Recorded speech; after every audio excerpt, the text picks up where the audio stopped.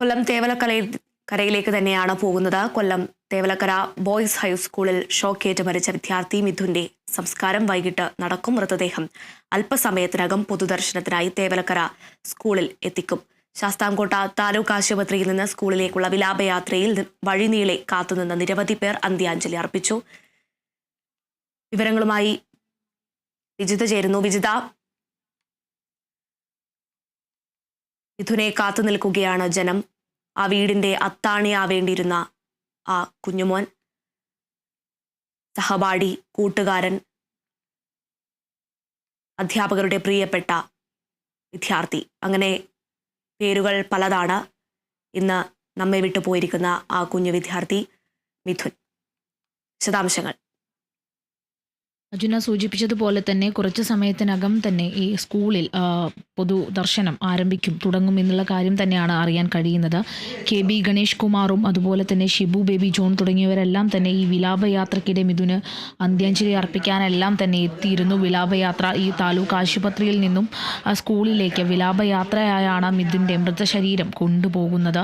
ഈ പറഞ്ഞതുപോലെ ഈ ദൃശ്യങ്ങളിൽ നിന്നെല്ലാം തന്നെ നമുക്ക് വ്യക്തമാകുന്ന ഒരു കാര്യമാണ്, വഴി നീളെ സഹപാഠികളും മിഥുൻ്റെ നാട്ടുകാരും അറിയുന്നവരുമെല്ലാം എത്തി മിഥുനൊരു നോക്ക് കാണാനായി വരുന്ന നൊമ്പരമാവുന്ന ഒരു കാഴ്ച തന്നെയാണ്. നാടിനെല്ലാം തന്നെ പൊന്നോമനയായ, അല്ലെങ്കിൽ നാളെ സമൂഹത്തിൽ നല്ല രീതിയിൽ നല്ല വിദ്യാഭ്യാസത്തോടെ വളർന്നു വരേണ്ട, അർജുന സൂചിപ്പിച്ചതുപോലെ കുടുംബത്തിന് അത്താണിയാവേണ്ടുന്ന ഒരു കുഞ്ഞാണ് ഇപ്പോൾ മരണത്തിന് കീഴ്പ്പെടുന്ന ഒരു സാഹചര്യം ഉണ്ടായിട്ടുള്ളത്.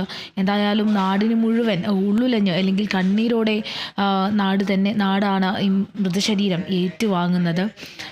അല്പസമയം മുൻപ് ഏകദേശം 9 മണിയോട് കൂടിയാണ് മിഥുൻ്റെ അമ്മ നെടുമ്പാശ്ശേരി വിമാനത്താവളത്തിൽ എത്തിയിട്ടുണ്ടായിരുന്നത്. മിഥുൻ്റെ സഹോദരനും അതോടൊപ്പം തന്നെ അടുത്ത ബന്ധുക്കളും എല്ലാം തന്നെ അമ്മയെ സ്വീകരിക്കാനായി നെടുമ്പാശ്ശേരി വിമാനത്താവളത്തിലേക്ക് എത്തിയിട്ടുണ്ടായിരുന്നു. നമ്മളെല്ലാം ആ ദൃശ്യങ്ങളിൽ കണ്ട കാര്യമാണ്. വളരെയധികം നെഞ്ചുലഞ്ഞ് ആ അമ്മ പൊട്ടിക്കരഞ്ഞാണ് ആ അമ്മ വാഹനത്തിലേക്ക് കയറുന്ന ഒരു കാഴ്ച എന്ന് പറയുന്നത്. ആർക്കും മനസാക്ഷിയില്ല, അല്ലെങ്കിൽ അങ്ങനെയുള്ള ആർക്കും ഇത് കണ്ടു നിൽക്കാൻ കഴിയാത്ത വിധം വിഷമകരമായിട്ടുള്ള സന്ദർഭങ്ങളാണ്, അല്ലെങ്കിൽ സന്ദർഭങ്ങൾക്കാണ് നെടുമ്പാശ്ശേരി വിമാനത്താവളവും സാക്ഷ്യം വഹിച്ചിട്ടുണ്ടായിരുന്നത്.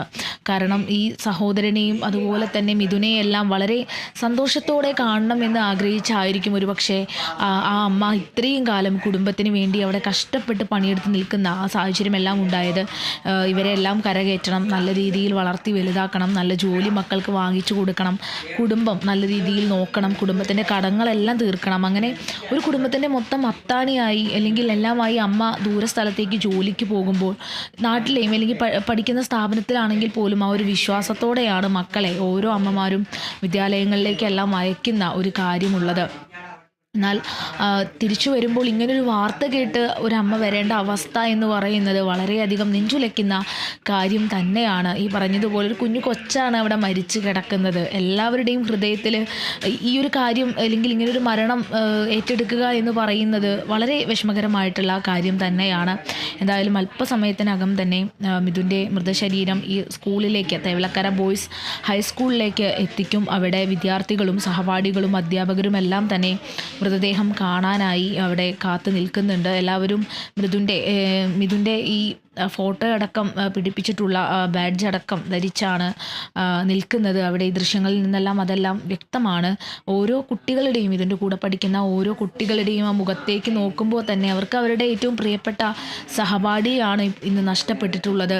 ഈ ഒരു പ്രായത്തിൽ ഇങ്ങനൊരു വാർത്ത കേൾക്കുക, എല്ലാം കുഞ്ഞു കുട്ടികളാണ്, അവർക്കെല്ലാം ഈ ഒരു വാർത്ത ഒരുപാടധികം വേദനിപ്പിക്കുന്നത് തന്നെയാവും എന്നുള്ള കാര്യത്തിൽ സംശയമൊന്നുമില്ല. എന്തായാലും ഈ താലൂക്ക് ആശുപത്രിയിൽ നിന്നാണ് വിലാപയാത്ര ആരംഭിച്ചിട്ടുള്ളത്. വഴിനീളെ ഒരുപാടധികം ആളുകൾ അന്ത്യാഞ്ജലി അർപ്പിക്കാനൊക്കെ ആയിട്ട് ജനങ്ങളെല്ലാം തിങ്ങി നിൽക്കുന്ന കാഴ്ചയാണ്.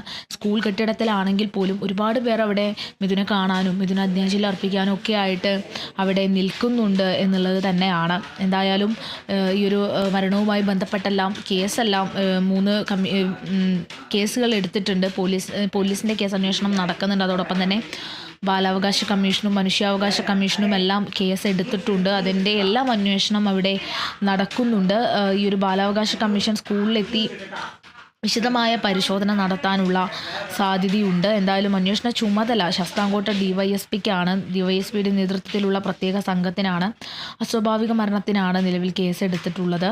എന്തായാലും സ്കൂളിലെ സുരക്ഷാ സംവിധാനങ്ങളും അതുപോലെ തന്നെ KCB ലൈനിൻ്റെ നിലവാരത്തെക്കുറിച്ചൊക്കെ ഒരു അന്വേഷണം പോകാനുള്ള സാധ്യതയെല്ലാം, അല്ലെങ്കിൽ അങ്ങനെ ഒരു അന്വേഷണത്തിലേക്കെല്ലാം തന്നെ അന്വേഷണ സംഘം കടക്കുമെന്നുള്ള കാര്യത്തിൽ സംശയമൊന്നുമില്ല.